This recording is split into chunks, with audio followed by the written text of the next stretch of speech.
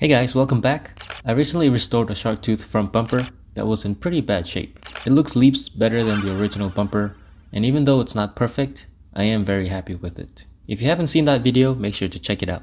If you had a sharp eye, you may have noticed that my front grills were missing during various past episodes. That's because they keep falling off due to some broken tabs, so I just left them off. But now that I've invested so much effort on the front bumper, I didn't want the grills to ruin the front end.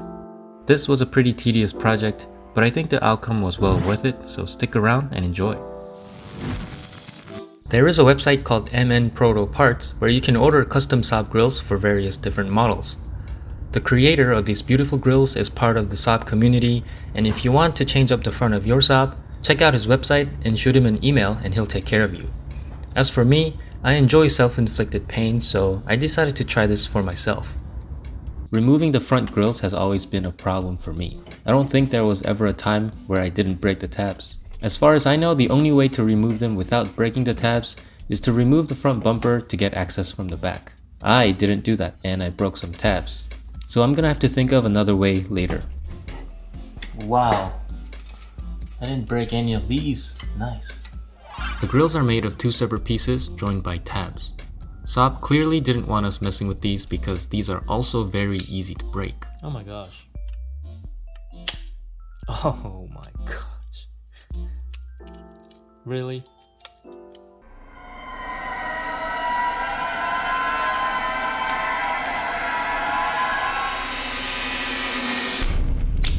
Oh my gosh.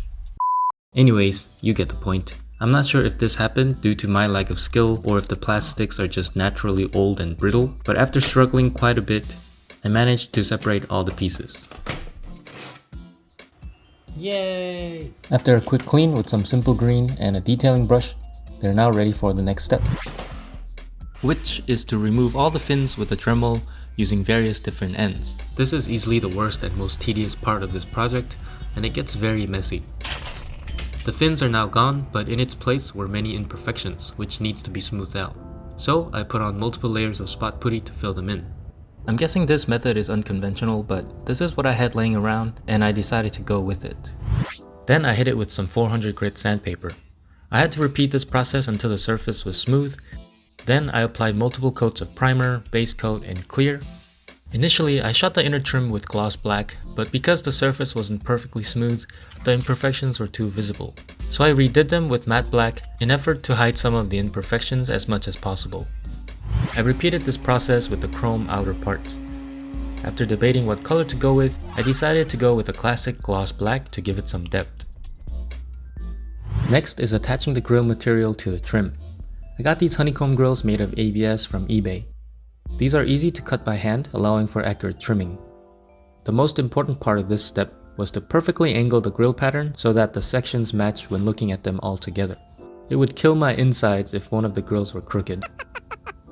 I decided to do the middle piece first since you can't screw up the angle on this piece. I lined it up together and applied some JB Weld to the outside of the trim.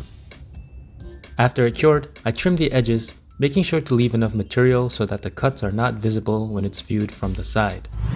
Only to realize that if I left too much, it wouldn't fit in the bumper opening.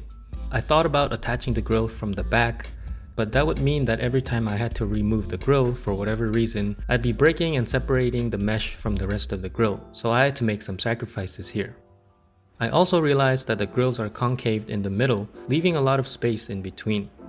So after gently heating up the grill, I put down some weight, then JB welded the middle parts. I decided to put this turbo badge from an NG900 I found at the junkyard a few months ago. One less part from my parts holding pile. Now for the hard part, which is to get the angle correct for the side pieces. I must have had 4 or 5 failures before I grew a brain and used some painter's tape to get the alignment matching with the middle. After that, it was the same process of JB welding the mesh into the grill. And this is the final result.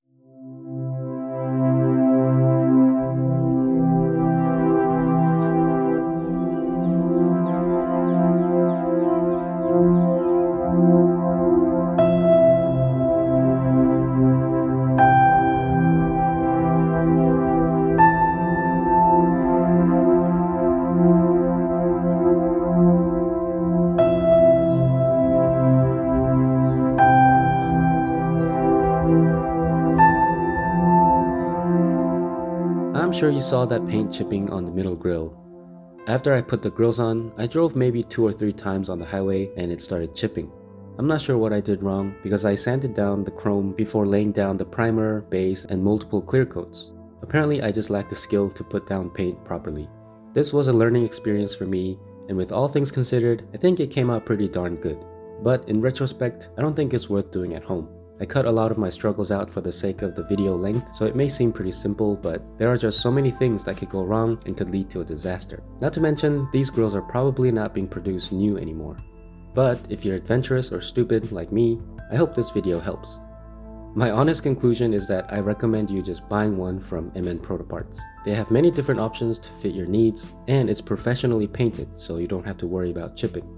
Anyways, thanks for watching, and I'll see you guys on the next one.